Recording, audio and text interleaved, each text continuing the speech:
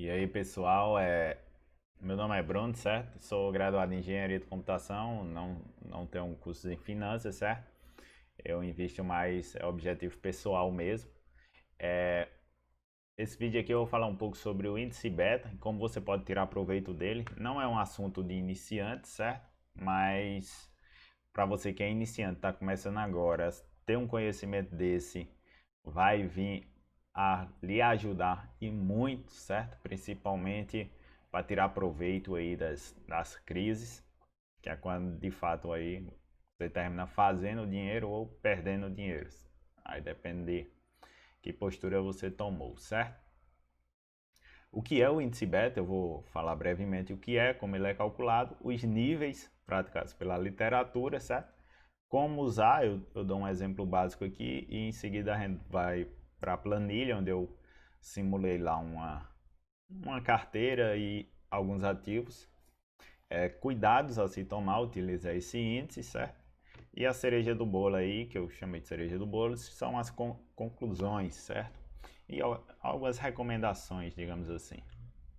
Primeiro, o que é o índice beta? O índice beta, ele diz o quão volátil aquele ativo é em relação ao mercado. Esse mercado pode ser em relação a quem você esteja comparando ele. Por exemplo, eu posso estar comparando a Petrobras com o Ibov. Então, o mercado seria o Ibov, certo?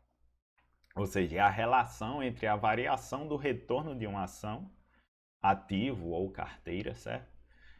E o Ibovespa, que nesse caso é o mercado, por exemplo. Você tanto pode ter você tanto pode calcular o beta individual de cada ativo, como você pode calcular o beta de sua carteira. Eu vou mostrar mais adiante.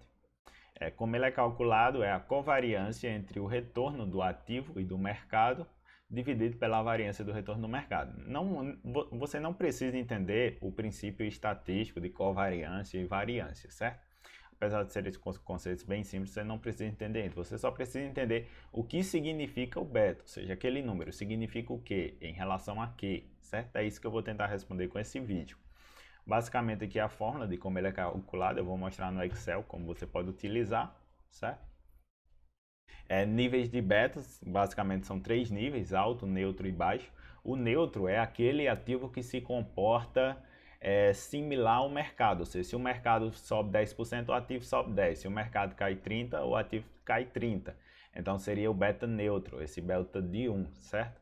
Alto é aquele que cai mais que o mercado e sobe mais que o mercado, ou seja, é como se ele tivesse um ganho em cima do mercado, tanto no bom cenário quanto no pior cenário. Basicamente é isso.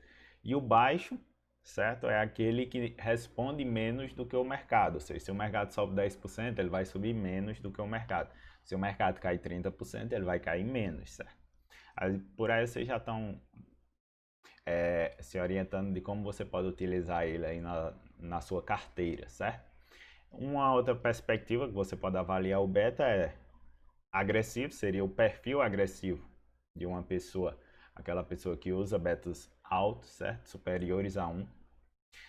O perfil moderado aí, buscando um beta mais, ele quer acompanhar um mercado em si. E um beta conservador, que é aquela pessoa que não quer grandes surpresas, certo? Nos seus ativos, então ele tende a buscar um beta mais conservador. Um exemplo prático de como você pode utilizar o beta, que eu botei um exemplo aí, certo? Vamos supor um ativo qualquer, você calculou o beta dado um período e esse beta deu 1,2. Isso implica o quê? Isso implica que se o Ibov cair 10%, esse ativo vai cair 12%, ou seja, 20% a mais que o Ibov, certo? Se o Ibov subir 20%, o ativo vai subir 24%, ou seja, 20% a mais. 1,2, 20%. Basicamente é isso. Você pode até fazer essa conversão direto para percentual, mas ele normalmente é usado assim em valor nominal, certo? Então vamos para a planilha aqui com um exemplo rápido, para não me alongar muito. Aqui eu peguei os dados de 1º de janeiro de 2015 até 31 de 12 de 2019, certo? De início aqui eu já vou dar uma ressalva aqui, certo? Eu marquei essa linha porque, ó, veja, dia 2 de 2 de 2018, dia 2 de 2 de 2018 e aqui dia 9 de 2. Por algum erro aí do Google Finance, eu estou pegando isso aqui com o Google Finance, certo? Algum erro do Google Finance, alguns dias são faltosos aqui em alguns desses papéis, certo? Aí, por causa disso, algumas verificações aí, que eu vou falar mais adiante, elas não foram verdadeiras, porém, quando vocês forem repetir isso para os ativos de vocês, tomem cuidado nisso. Sempre que for comparar uma série com outra, você tem que garantir que as leituras foram feitas no mesmo dia, certo? Não pode faltar nenhum dia, tem que ter todos os dias. Se, por exemplo, faltou algum dia numa, é bom que você remova de todas, certo? Ou seja, todo dia tem que ter certinho lá dos ativos que você está comparando. Aqui, por exemplo, aqui no YouTube, aqui, deixa eu dar um zoom. Deixa eu botar aqui 125 também. Aqui no YouTube, o que é que eu faço? Eu pego a série aqui do YouTube 4, certo? E comparo com a do mercado, que é o que? O IBOV, ou seja, a rentabilidade que esses ativos tiveram aí nos últimos 5 anos, certo? Do YouTube 4 com o IBOV. E a fórmula que você pode usar aqui no Excel, certo? Essa da covariância, onde você passa aí, ó, dois conjuntos de dados, certo? E ele retorna a covariância desses conjuntos de dados. No caso aqui, o do ativo e o do mercado. E a fórmula da variância aí, que você passa a relação aí com o mercado que você está comparando, que no exemplo aqui é o IBOV, certo? Então, o YouTube deu deu um beta aqui de 0,85 com o IBOV. Isso significa o quê? Se o IBOV sobe 10%, o YouTube vai subir aí, certo? 8,5%. Eu fiz a conta aqui só para não errar mesmo de cabeça, porque como eu estou falando aqui, às vezes complica. Tem alguém buzinando ali fora, eu espero que vocês não estejam ouvindo, mas se estiver ouvindo, eu já peço desculpa.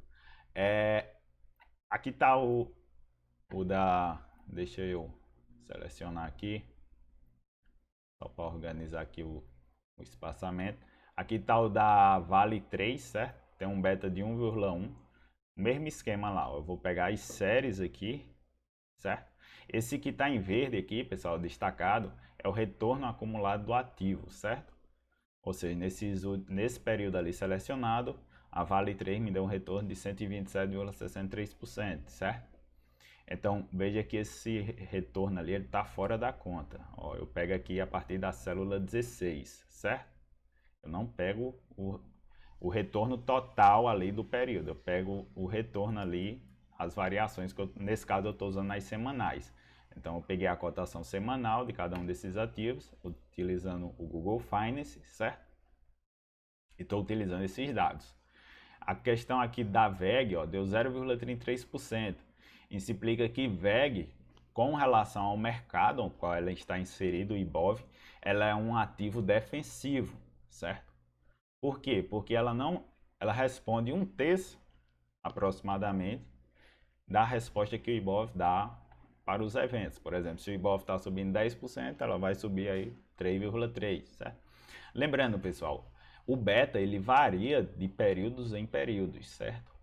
Se eu selecionar aqui só o último ano, vai dar diferente, certo? Se eu selecionar os últimos 10 anos, vai dar diferente. Depende do tamanho do período que você está avaliando, certo? Só tem esses cuidados aqui que eu falei para garantir que você pegou na mesma data para todos esses ativos que você está comparando, certo? Tem uma forma de você verificar se isso está correto.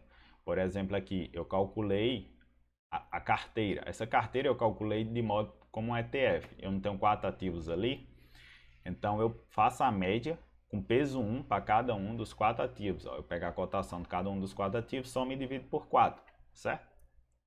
Basicamente é isso que eu faço. É como um ETF, onde nesse caso meu ETF, a composição dele aqui é de 4 ativos, certo? E esses 4 ativos ali, peso igual para eles, certo? Nesse caso aqui são 4 ativos, é 0,25% aí para cada um, certo? Feito isso, aí eu calculei aqui o beta da carteira. O beta da carteira, ou seja, uma carteira com aqueles 4 ativos tem um beta de 0,93, admitindo que aqueles ativos têm o mesmo peso nessa carteira. Aí o que eu falei, como vocês podem verificar se as contas estão corretas? uma das formas de verificar que a conta está correta é você somar, ó. Eu somei aqui, certo? Os betas dos ativos, porque eles não têm o mesmo peso. Se eles não tiverem o mesmo peso, aí isso aqui é uma soma ponderada, ou seja, vamos supor que YouTube tem 50% e os outros 50% é dividido para os outros ativos. Então, ia ser o beta de YouTube vezes o peso dele lá dentro da carteira, mais o beta de Vale vezes o peso dele, ou seja, uma soma ponderada. Tem uma função aí no Excel que faz isso, é soma produto, certo? Aí aqui eu fiz só para mostrar a vocês que tem um erro aqui, ó, de 0,25%, porque esses dois valores aqui deveriam ser iguais, certo? Deveriam ter o mesmo valor. Mas como eu falei lá no começo, tem um erro na série aqui de retorno do Google Finance. Então, se forem calcular para os seus ativos, para tomar decisão baseado nestes valores, eu recomendo que você garanta que os dados que você pegou estão corretos, certo? Não simplesmente faça que nem eu utilizei a função aqui por questão de praticidade, certo? Porque o que importa aqui é o conceito. Ó, eu calculei aqui o beta do IBOV com relação ao IBOV. Ele deu 1. Por quê? Porque se o IBOV subir 1, o IBOV subiu 1. Tá entendendo? Se o IBOV subir 10%, o IBOV subiu 10%. Então veja que a função ela é coerente. Tá entendendo? Ela tá calculando exatamente o ganho que você teria a mais com relação, ou a perda que você teria a mais com relação ao mercado ao qual ele está inserido. Ou seja, a Petrobras aqui é um ativo muito agressivo. Ela vai perder muito em períodos de baixa, mas também vai ganhar muitos em períodos de alta, certo? Aí com isso você pode usar aí como parte de sua estratégia. Aí só por meio de, como é que se diz? Só por comparativo aqui, eu peguei e fiz o beta com relação ao Tesouro Selic. Eu peguei o Tesouro Selic aqui do mesmo período, certo? Peguei o Tesouro Selic aí do mesmo período. Peguei o semanal, o acumulado semanal do mesmo período. Aí calculei aqui o YouTube com relação ao Tesouro Selic. E veja que curioso, deu negativo. Então, um beta negativo significa o quê? Significa que ele vai na posição contrária. Então, se a bolsa está subindo, se a bolsa não, porque aqui eu calculei com relação ao Selic. Ó, peguei a série do YouTube com relação ao Selic. Se o Selic lá está subindo, isso implica que o banco aqui ele está caindo, certo? Se o Selic está caindo, o banco está subindo, certo? Ou seja, um beta negativo ele indica exatamente o sentido contrário. É semelhante à correlação, certo? E veja aqui que com relação a Vale, com relação ao Selic, ela já é mais agressiva do que o Selic, quase 2 vezes. A VEG, ela é agressiva 3,5 vezes a mais do que o Tesouro Selic e negativo. Isso quer dizer o quê? Que com a Selic baixa, a VEG tende a ganhar mais, certo? Então veja o quão é interessante você ter esse conhecimento, certo? Porque você pode, a partir da macroeconomia aí, você pode tomar decisões melhores de como se posicionar em cada um dos ativos para tirar mais proveito deles, certo? E aqui está o beta final aí da carteira, certo? Com relação ao ativo. Veja aqui que eu tenho um erro também, por aquele motivo que eu lhe falei lá das séries, certo? Que eu não garanti que eu peguei o mesmo período exatamente, estão faltando alguns dias aí, mas isso é culpa da Google Finance, não é minha, mas já serve aqui de exemplo, certo? Tem outros conceitos aqui, mas eu vou falar em vídeos futuros, correlação, índice Sharpe, desvio padrão, certo? E vídeos futuros aí com relação à diversificação dos ativos, a como você montar uma carteira realmente diversificada. Uma carteira diversificada, ela não leva em consideração só o número de ativos, certo? Só o número de ativos não garante que você está diversificado, e sim a correlação que aqueles ativos têm, o beta que aqueles ativos têm entre eles, certo? Então não adianta você ir lá e comprar metade do IBOV e achar que está diversificado. Você não está diversificado, certo? Em vídeos futuros eu comento mais sobre isso. Uns cuidados que você deve ter, certo? Eu peguei essa frase do Warren Buffett aí. No mundo dos negócios, o espelho retrovisor é sempre mais claro que o para-brisa. Por que eu peguei essa frase? Porque o que é que acontece? Aqui a gente está avaliando baseado no passado. Com isso, a gente não tem garantia de futuro, certo? Não temos garantia de futuro. Porém, ainda é mais claro do que você tentar prever um determinado futuro. Ou seja, essa frase de Warren Buffett basicamente está dizendo que esses valuation de tentar prever futuro não são mais importantes e não têm um peso maior do que o histórico passado daquela empresa. Basicamente é isso. Pelo menos foi assim que eu interpretei, certo? Então busque sempre um beta de acordo com o seu perfil. Se você é um perfil conservador, você responder aquela enquetezinha lá antes de investir, você está classificado como conservador, evite esses ativos que têm um beta maior. Por quê? Porque em momentos de crise eles vão cair mais do que a bolsa, certo? Em momentos de arco-íris lá eles vão subir, em momento de euforia eles vão subir mais do que a bolsa também. Então, eles são muito mais voláteis do que a bolsa. Cuidado ao analisar o beta em crise, porque em crises o mercado está mais irracional. Então, o que é que acontece? Essas métricas, estatísticas, essas coisas, elas terminam convergindo todas para a do mercado, certo? Então, aqueles betas ali, eles meio que se convergem ao beta do mercado, tá entendendo? Então, a menos que vocês queiram fazer uma análise exclusivamente do comportamento das empresas na crise, aí vocês podem ter essas ressalvas em mente, certo? A depender do período a ser analisado, você terá diferentes betas para o mesmo ativo. Ou seja, ali eu peguei um período de 5 anos, certo? 2015 a 2019. Se eu pegasse de 2010 a 2019, eu ia ter um outro beta. Podia ser próximo àquele, podia, mas podia ser um beta totalmente diferente daquele. Se eu pegasse o beta só dessa crise agora, de janeiro até agora, julho, eu poderia ter um beta diferente, eu teria certamente um beta diferente, certo? Então o beta varia a depender do período, então você tem que ter esses cuidados também. Se você quer calcular um beta do ativo, eu recomendo um período longo. Quanto mais longo, melhor, 60 meses, 50 meses, certo? Algo bem aí, 5 anos, 4 anos, 10 anos, algo bem longo. A cereja do bolo como você poderia tirar proveito disso, basicamente, o mercado eufórico, ou seja, um mercado de alta, tá tudo subindo, aquilo que tudo sobe, como estava ali até janeiro, fevereiro mais ou menos, é você buscar um beta conservador. Por quê? Lembre-se, nada sobe para sempre, certo? Bolsa de valores não é renda fixa, então ela não vai subir para sempre, ela vai ajustar em algum momento, ela vai cair em algum momento, certo? Então, ela não vai subir para sempre. Se a gente está no mercado eufórico, você tem que buscar um beta conservador exatamente para se proteger de uma eventual queda. Porque se a bolsa vier a cair 50%, se você tinha um beta lá de 0,5%, sua carteira de ativo vai cair 25%. Tá entendendo? Então, você pode usar isso dessa forma. Do modo contrário, se o mercado está pessimista, certo? Em algum momento ele vai começar a subir. Então, você se posicionar em betas moderados ou agressivos pode lhe dar um retorno maior. Lembrando aí de ter todos aqueles cuidados com relação às empresas, certo? Se a empresa quebrar e fechar, aí não tem como você surfar essa alta que pode vir em algum momento, certo? Ter uma estratégia de alocação de ativo, porque se você não tiver uma estratégia de como você alocar seu ativo, seu investimento em diferentes cenários, você vai terminar sendo o cara eufórico do mercado eufórico e vai terminar sendo o cara pessimista do mercado pessimista. Ou seja, você não vai conseguir tirar proveito. Diversifique corretamente. Eu vou fazer um vídeo mais na frente falando de como você pode diversificar de fato, certo? E funcionar, porque não adianta você ter 20 e 30 ativos e esses 20 e 30 ativos ter a mesma correlação com o Ibov. Se o Ibov cai 10%, eles caem tudinho cai 10%, se o Ibov cai 50%, tudinho cai 50%.